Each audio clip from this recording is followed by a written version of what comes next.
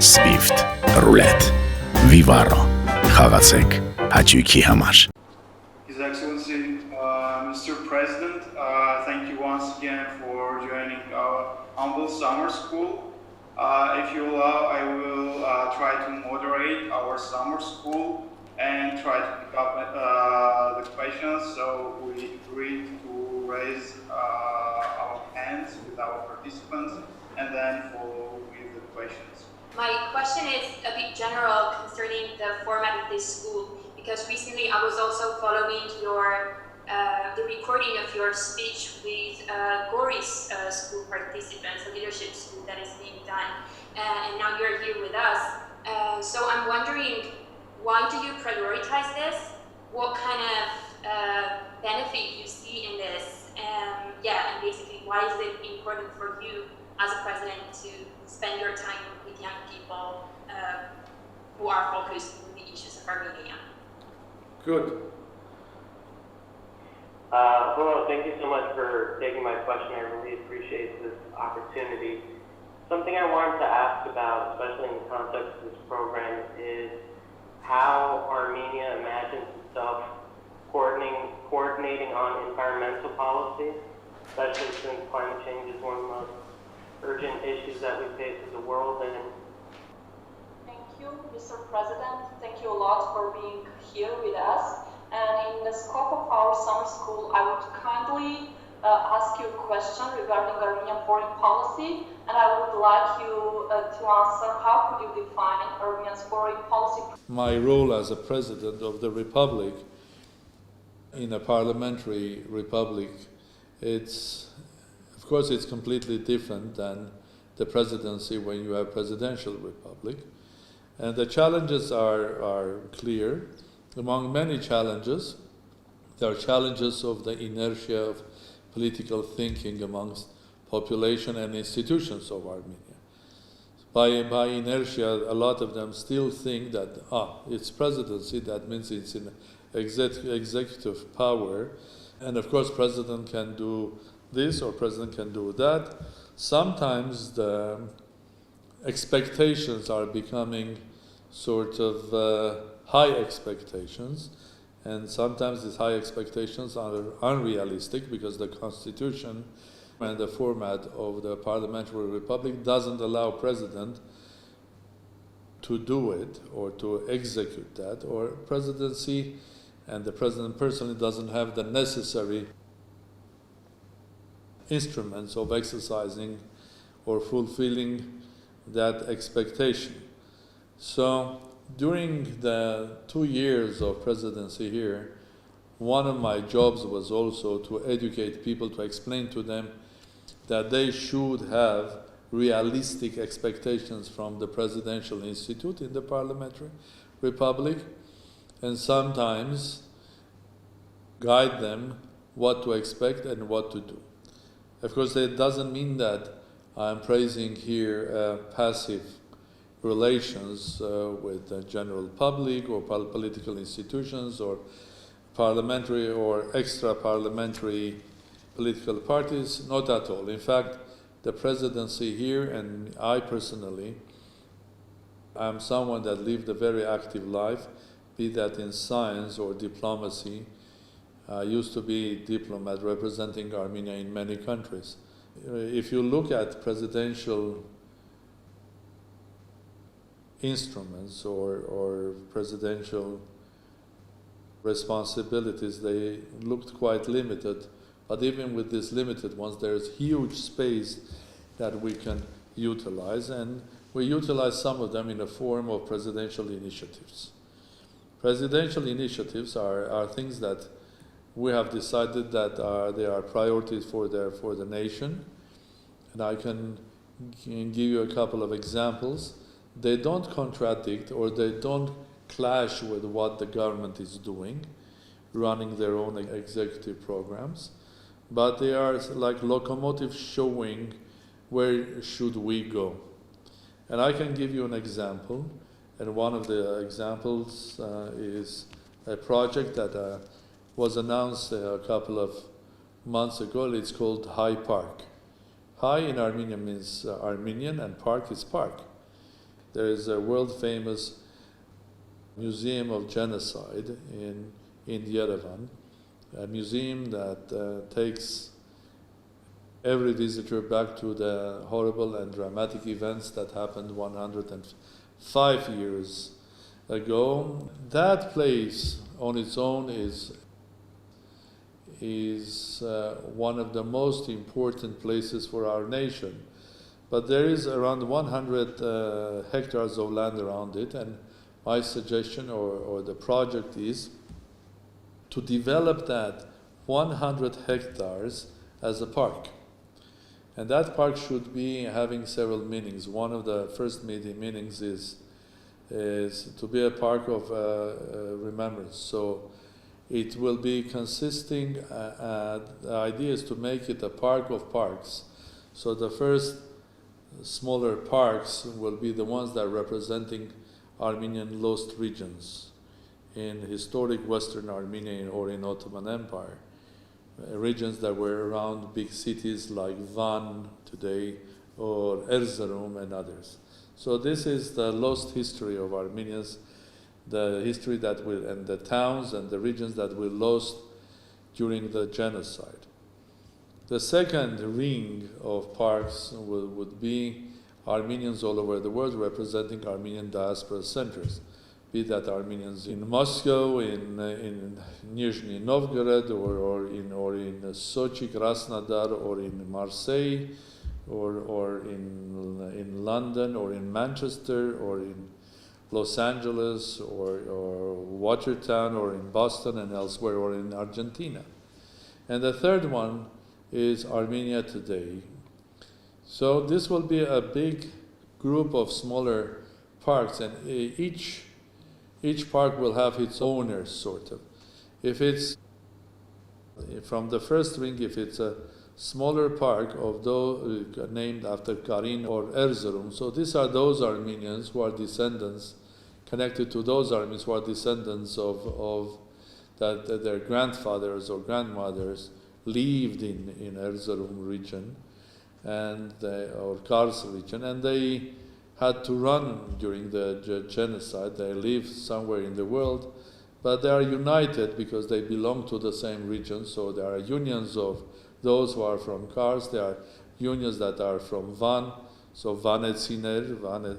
So I'm advising them then come together and take care of that park the moment the park is built. So in each park there could be, let's say, 5 or 100 or 1,000 or a couple of thousand trees. So for this union, they will take care of this by organizing gardeners that will come and look after them. And when they come back from Armenia, be that from Los Angeles or New York or Moscow or Paris, they can take their children and grandchildren to that place and show their own garden. So the same is Armenian diasporas. So it will not be difficult for, let's say, for Armenians from Moscow or St. Petersburg to have their smaller parks, and their unions will take care of that park. And again, taking their friends, whoever come to Armenia, not only take them to the museum, but also to take to the park and show that there is a piece of the park that they are responsible for. And the third will be, and I'll be very happy if we will have in the third one, representatives of current Armenia and Artsakh. So for example, Yerevan State University or your university, you can have their smaller park that will be your park, and your professors and students should take care of that. And bring also their ideas or maybe small presence there, be that in a form of a small place to sit and have a chat, or a small monument or something like that. In fact, this is an idea that brings together everybody. So it's an park of Armenian unity. Definitely this is not a park where we will have a lot of restaurants, cafes, and drinking and dancing. There are enough places of Armenia for that, but this will be a proper park, a big one. First of all, the country needs this for its clean air. The Yerevan city, well, more or less the air is clean now because of coronavirus. There are less movement of transport, and the air is a bit fresher than it was before. And this comes to question that was raised by Aram, and I'll come back to your question a bit later. But I think the park, a big park on 100 hectares, which is huge, 100 hectares is around 1 million square meters. It will be a park that every evening or day citizens of Yerevan and their guests can visit. It should be a beautiful park. A park that will show that we are maybe a small state, but we are a global nation and we are united. So I take this as an initiative, presidential initiative, to move towards national unity. Every country, every national unity, or every stage of its development, every nation. Doesn't matter who you are, where you live, which nation do you belong to. National unity and our history clearly shows that we have won battles that were not possible to win, but we have won them because we were together. And we can fight coronavirus and any other battle if we are together. And we can fight problems with our neighbors and win that, be that in unfortunate clashes on the borders or on international stage diplomatically if we are united. Unity, it's not poetic, it can be presented by fantastic poets like Yerishe Charenz and others, but it's practicality, it's absolute necessity. Now, the first question about why it's important for me to have this sort of discussions, because I do consider, although we are a very old nation, but we're also very, very young. Not only because our republic the third republic is only 30 years old, and the first one lived only just a couple of years, and the second one was a part of Soviet Union, and before that for 700 years we didn't have our own state or kingdom. We lost our kingdom a bit more, 100 years ago. So somehow we are a young nation, because this city is young. It's more than 2,800 years old, but it's a very young city. It's young because its current history is around 100 years or more. Unfortunately, we don't have streets that take us back to 500 years or 300 years, even 100 years. But also this is a city that every foreigner coming visiting will see this vibrant energy, and the fact that this city is young. This is one of it. When I compare per excitement of building startups, Armenia is one of the leading countries in the world, because we are a young nation. And I do consider myself as a young president. So my advice to you is never judge or never think who is young or who is old by the number of years that the person has lived. It's all a matter of how young is your soul and how young are you, how young is your brain. If you are ready to learn every day something new, then your brain is young. And there are people that they have lost interest in learning even when they are 20, 25, 30. I don't consider them young. Young are those people who are ready to learn every day, because there's every day something that you can learn, not only at the university, from life, from your friends, from news. If you have this capability of learning. So I want to believe that we are a young nation, because we are somehow trading nation. We lived on the crossroad. We have a nation that had learned to survive. We have gone through huge tragedies and genocide, but we survived. So we are people that we are streetwise politically. So we are there to learn. That's why how on earth one nation like Armenians that are distributed all over the world, we survive and we're successful in America, in Argentina, in Brazil, in France, in Russia, in Lebanon, in Saudi, wherever even in India. Because by our nature we are young. And so I don't even think that I should have these discussions with people like you, with Goris, or other universities, because I consider one of the duties of president is also be a teacher. Well, somehow we are lucky that current president was a teacher in his previous life. Teacher meaning was teaching at Yerevan State University, then other universities in the world, including for a period of time at Cambridge University in UK. So I think teaching means sharing experience, and teaching for me means also learning from you. So staying young, being young as you are. So that's why, first of all, because we are a young nation, and I hope we will stay young forever, and I hope the president, Armen Sarkisian, and the next one will be young presidents, and they will spend their time with younger generation, helping them to basically be successful in their lives. Now, I'm back to Aram's question about the environment. Yeah, that's a very, very important question. I think we can gain so much keeping our country clean and nice and environmentally sound. Because the future, be that in food or tourism, is going to be about Armenia can attract people if they will know tourists, foreigners will come to Armenia, if they will know Armenia is a clean country, is a country that nature is intact.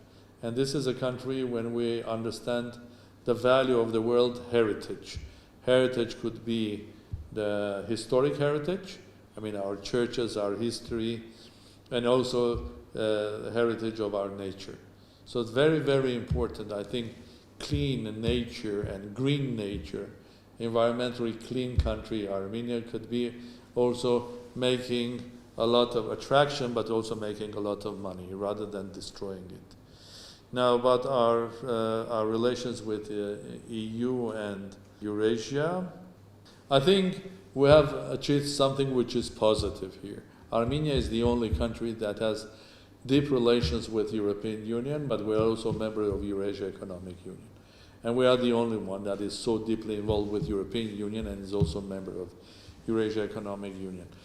The issue is, will we manage to use this advantage for the benefit of our country, being the bridge of attracting foreigners from Europe or Euro-Atlantic area to use Armenia as a place in order to do business in Eurasia without any customs barriers or any extra tax duties. So this is where the challenge is, to use our unique position as a bridge between Europe and Eurasia, and to use that for the benefit of our country and our nation. But culturally, we are used to it because we live on the crossroad.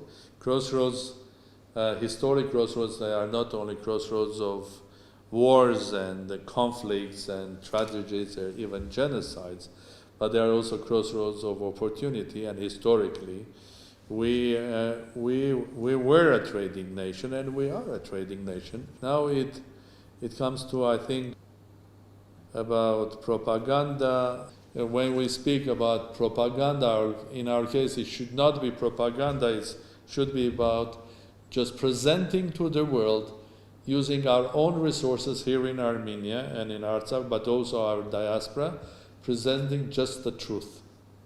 Be that historic truth, also the truth about today's Armenia and its challenges. We don't need propaganda.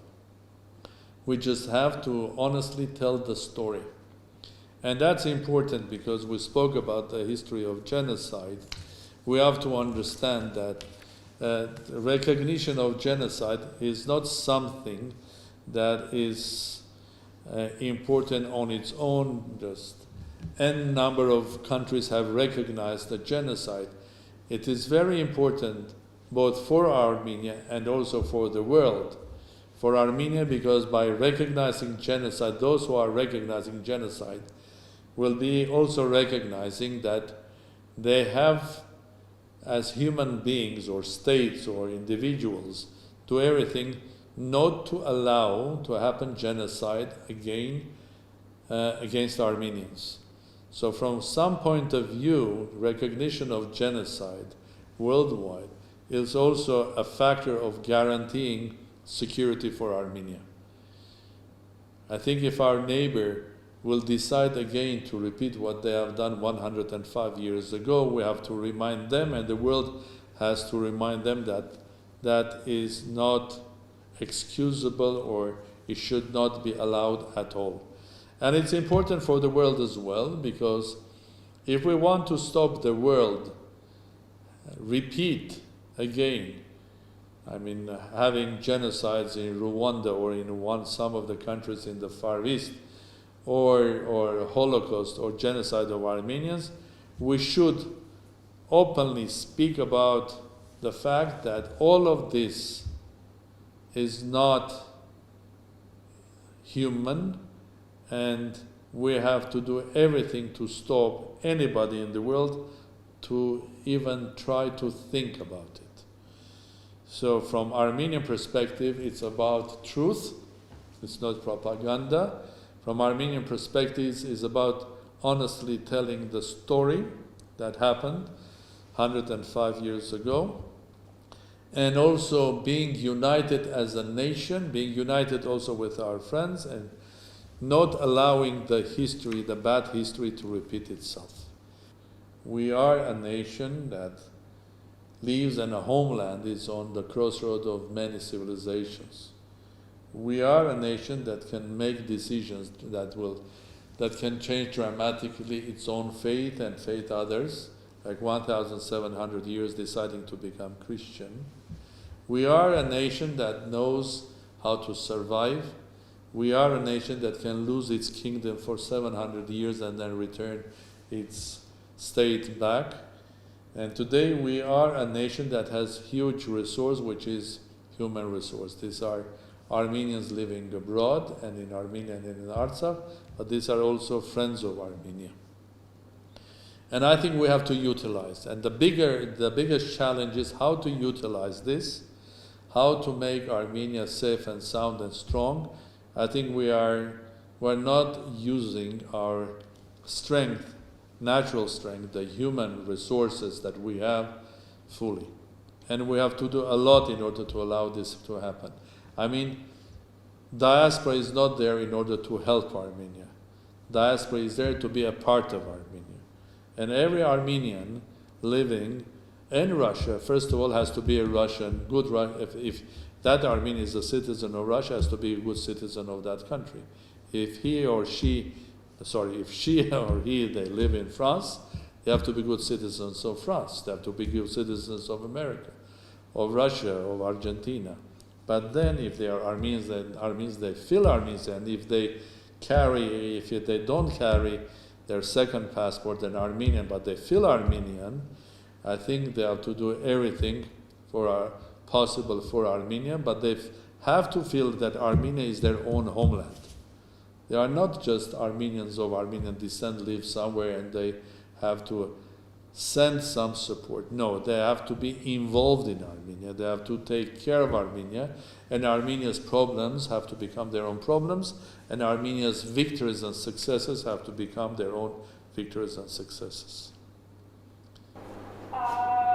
Thank you for joining us. So let me introduce myself. My name is Dr. Andreasyan. Now I live in Western Siberia in Lechbas. So I'd like to know more about the situation with coronavirus in Armenia. I consider this attack on territory and the borders of Armenia absolutely not human, because there is one war that the world is fighting today, which is coronavirus. And in the middle of this war, where everybody is thinking or fighting in their own countries the fight against coronavirus, our neighbor decided that they will sort out a military operation and start a military operation in one of our borders. Two questions, very shortly. The first one is, so what is the main role of the diaspora? So when you are speaking about diaspora, I am repeating myself, it's our strength. If we don't use our strength, which is our diaspora, our human resource worldwide, we'll look like if a country like Saudi Arabia deciding not to use oil. Okay, then it's a desert. Okay? So if we don't use the full power of Armenians worldwide, then we'll look like Saudi Arabia not using their full power of their oil. So my suggestion is we should learn how to, both in Armenia and in Artsakh in diaspora. Now about leaving generations far from Armenia, being an Armenian sits somewhere inside. And there are two points that I would like to make here. I mean, it's very important for any human to define who you really are. Belonging to something is very important, especially now in 21st century when individual power becomes important and people are free. Defining who you are for your individual purposes is very, very important. And you go through your heritage, you find out who you are. And Armenian heritage can give hundreds and thousands of reasons for you, each of you, for anybody to be proud of it. That brings me to second point. I don't know people in this world that like to associate themselves with failure. Everybody wants to associate themselves with success, with victory. So that's very important to make being an Armenian a success, and to have a successful, strong country and a successful and united diaspora. Then every young person, and no matter where they live, do they speak Armenian or not, do they belong to a local Armenian community or not, will find that belonging to this nation is a privilege and they would like to be there.